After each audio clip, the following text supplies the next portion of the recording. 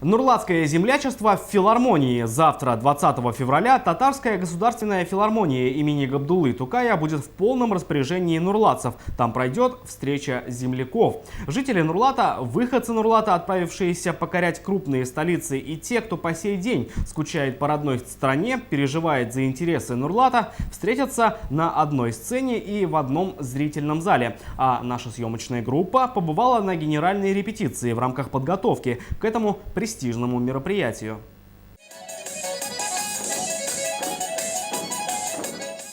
Новая постановка и новые костюмы. Участницы хореографического коллектива «Эсперанца» с нетерпением ждут встречи. Мы едем первый раз на такой большой праздник землячества.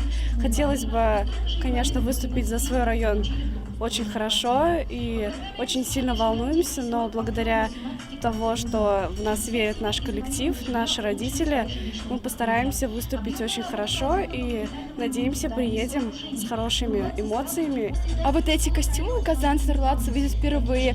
Нам они очень нравятся. Они сшиты специально для этого мероприятия. Встреча земляков не просто очередной концерт Татарской государственной филармонии. Для тех, кто давно не виделся, это возможность встречи. А тех, кто живет вдали от малой родины, знакомство с нынешним развитием и культурой района. Это очень значимое и важное мероприятие для нурлатцев. Думаю, что и для казанцев оно важно. Это не только концерт, но и встреча и общение земляков. Здесь же казанцы смогут ознакомиться с успехами нурлатцев. По-своему красивое мероприятие. Думаю, что участие в нем будет радостным и приятным. Татарскую государственную филармонию вместимостью в 600 человек на 2,5 часа окутает танцевально-музыкальное действо. Золотые голоса Нурлата, талантливые дети-танцоры нашего города, вокальные ансамбли, одержавшие победы в различных конкурсах, и почетные гости, приглашаемые на сцену. Программа встречи обещает быть богатой и содержательной. Среди порядка 200 местных артистов, тех, кто завтра в автобусе отправится в путь, есть и ансамбль «Вдохновение». Мы выступаем на этом концерте не первый раз. В этом году едем с ансамблем из музыкальной школы «Вдохновение». Недавно они приехали лауреатами. Они будут исполнять ретро-песню. А в Казани тоже придут мои студенты.